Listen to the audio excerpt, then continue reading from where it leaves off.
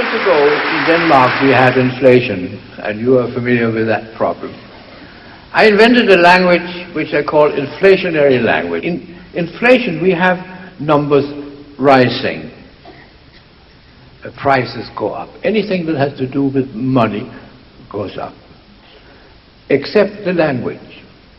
See, we have hidden numbers in the words like wonderful, before, create, tenderly.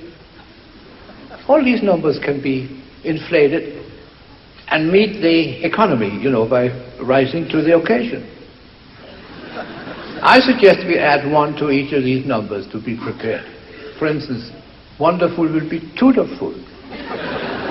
Before should be B5. Create, crenine. Tenderly should be elevenderly.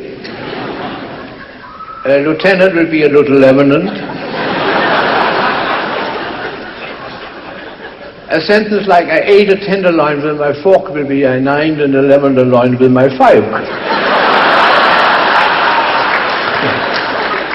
And so on and so forth. I have a book here I brought, and I will read. This is an old book my father inherited from two of his cousins. I will talk to you about that later when we get to that. I have a story here I'd like to read to you so you get an idea of inflationary language, how it sounds when it's being used. Twice upon a time, there lived in sunny California a young man named Bob. He was a third lieutenant in the U.S. Air Forces. Bob had been fond of Anna, his 1.5 sister, ever since she saw the light of day for the second time. And they were both proud of the fact that 2 of his 5 fathers had been among the creniners of the U.S. Constitution. They were dining on the terrace. Anna, he said, as he took a bite of a marinated herring, "You look tuneful 3 nights.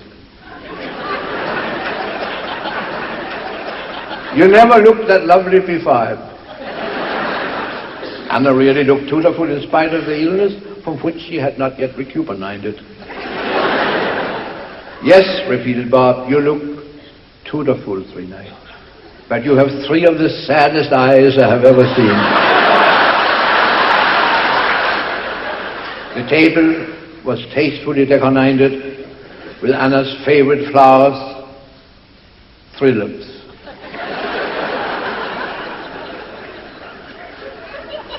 They were now talking about Anna's ascertained husband, from whom she was separated. While on the radio, an Irish 11er sang Tea for 3. It was midnight.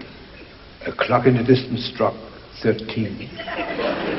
And suddenly, there in the moonlight, stood her husband, done 2. He was done 1. There stood her husband, done 2, obviously intoxicated. "Anna," he blurted, "forgive me. I'm only young twice. And you are my 2 and only." Bob jumped to his feet. "Get out of here, you 3-faced triple-crosser."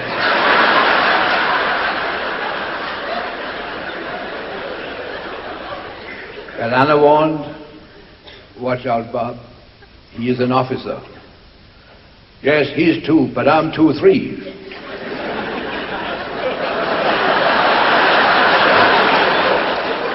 Any 2 for 11ers? "All right," said Don 2 as he wiped his 5 head. He then left, and when he was 1.5 way through the revolving door, he mumbled, "I'll go back to 11ers, see? And be double again."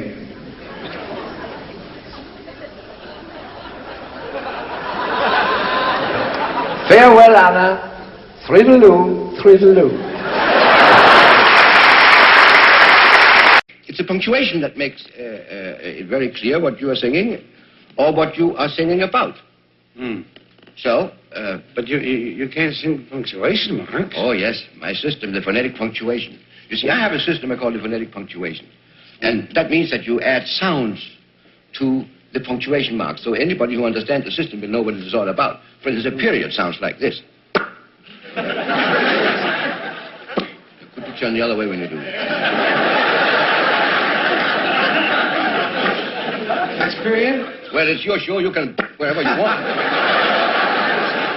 I don't know. That's the period. Then a dash is... Good. And an exclamation point is a vertical dash with a period underneath.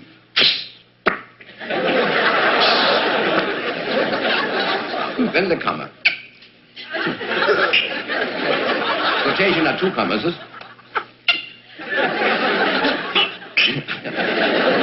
Your left hand is the other way. Oh.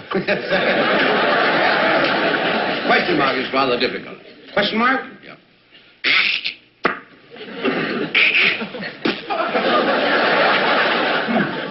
No, your isn't long enough. Oh.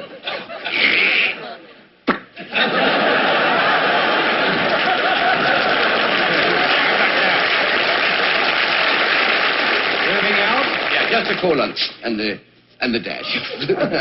A colon? Oh, The colon. I'm sorry. No. Okay. Yeah, and the dash. That's That dash, right? Page 9. Oh. Page 6. In the open window there suddenly came light. Beautiful Eleanor sat alone, dreaming of but one thing.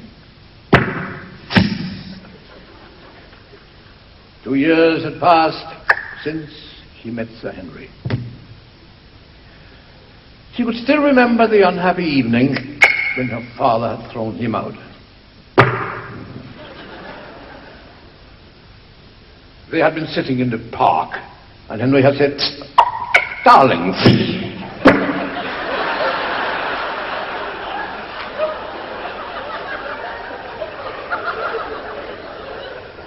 Is this the first time you have loved?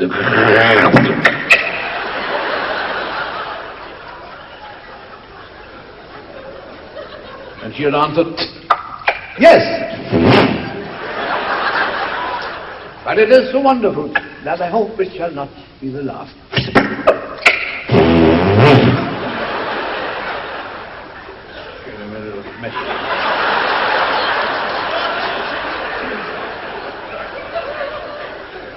Suddenly she heard a well-known sound.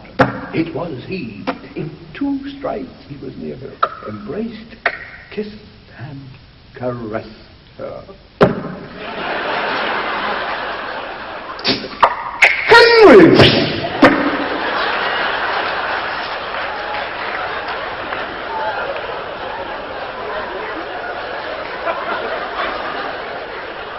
What is love? She asked. He answered, "Well, I couldn't live without."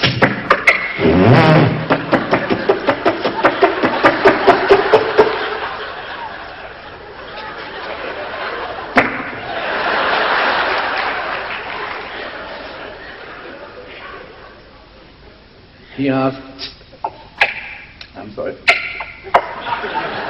left-handed, "Where have your thoughts been?" And he answered, "Me, my maiden." Suddenly he had gone. Oops. All she heard was the well-known sound of his departing horse.